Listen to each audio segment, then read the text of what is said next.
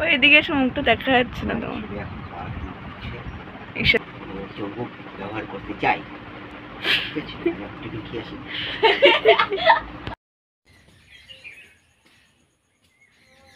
Control করতে পারছি না। মার দিয়ে ও বলছে কি মা কোথায় আছো, আমি বলছি পৌঁছে গেছি বাবা, তোকে আর আসার দরকার এসছে এখন কাকা। গাড়ি চালার জন্য পয়সা তোমার দাও। দিদিকে ফোন করে বলেছে কোন যুগে, আজ থেকে বোধহয় মাস দুয়েক হয়ে গেল। সো এভরিওয়ান, সবাই কেমন আছো? আশা করি সবাই ভালো আছো। আমিও বেশ ভালো আছি। আজকে গুড মর্নিং জানিয়ে তোমাদের সবাইকে দেখিয়ে দিলাম গোপু সোনাকে ঠাম্মা পুজো দিচ্ছিলেন। তো দেন তারপরে আমার ভিডিওটা আমি স্টার্ট করলাম। তো প্রত্যেক দিন রুটিনে যেরকম আমার থাইরয়েডের ওষুধ থাকে, তো সেই থাইরয়েড ওষুধটা আমি খেয়ে নিলাম। এবার তোমাদের মনে অনেকই প্রশ্ন জাগবে, এই থাইরয়েডের ওষুধ তুমি ডেলি খাও কেন? এই থাইরয়েডের ওষুধ আমাকে ডেলি খেতে হয় যেহেতু আমার থাইরয়েড ধরা পড়েছে। তো যাই হোক, বেশি কথা না বলে ভিডিওটা কন্টিনিউ করে যাই।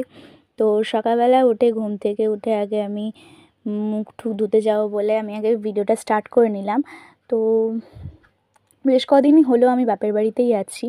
এতদিন বাপের বাড়িতে আছি কেন, কিসের জন্য, সবই তোমরা জানতে পারবে আস্তে আস্তে নিশ্চয়ই। কিছু কিছু জিনিস আছে তোমাদেরকে শেয়ার করা এখনো হয়নি, হবে। আর এই যে দুটো কানের দেখলে না, এটা আমাকে মাসি দিয়েছিল। আর এই যে আমার ভাই পড়াশোনা করছে। বাবা এসে কি বললো শোনো শুধু। এদিকে মুখটা দেখা যাচ্ছে না তো। ঈশ্বরচন্দ্র বিদ্যাসাগর চুম্বক নিয়ে ও গবেষণা করছে, চুম্বক ব্যবহার করতে চাই।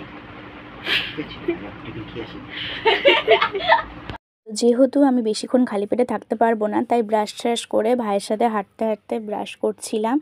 ব্রাশ ট্রাশ করে আমি চলে এসেছিলাম রান্নাঘরে। এখন বাবা টিফিন নিয়ে চলে যাবে কাজে।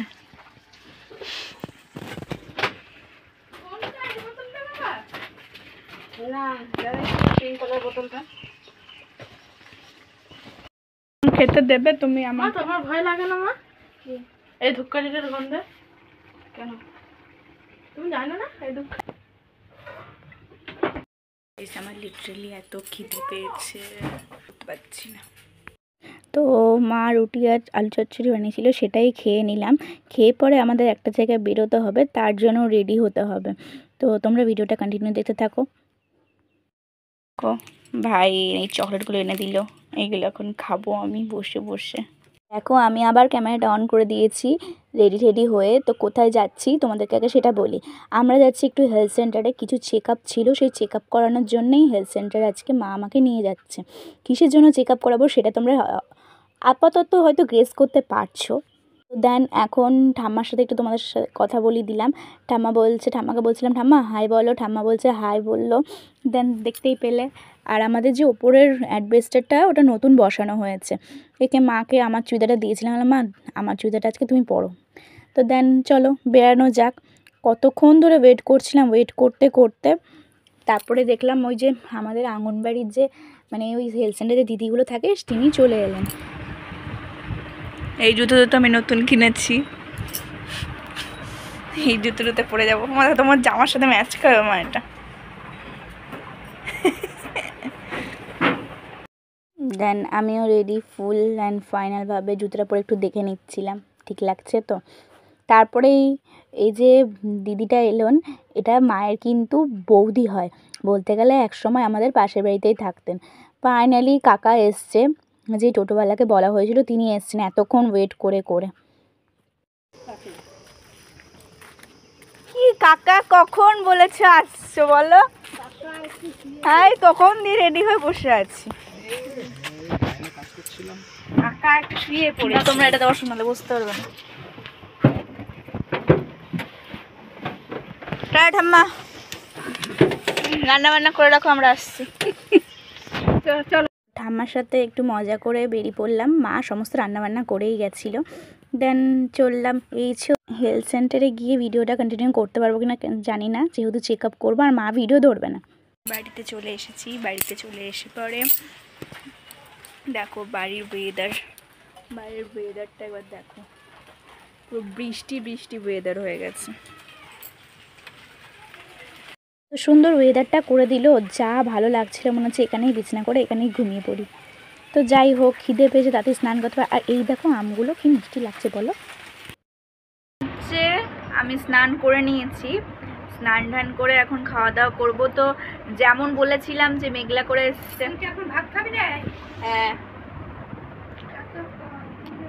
যেমন বলেছিলাম যে বৃষ্টি হবে, তো সেরকম বৃষ্টি হয়েছে। তো দেখো, তোমাদের দেখায় বৃষ্টি কেমন হয়েছে।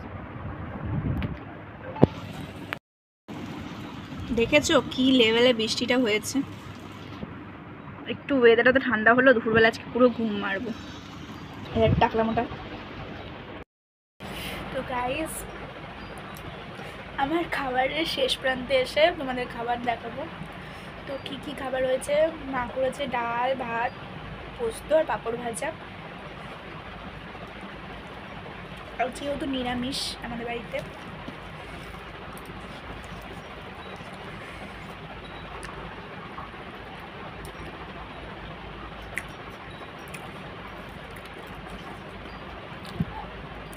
তো আমাদের লাঞ্চ হলো।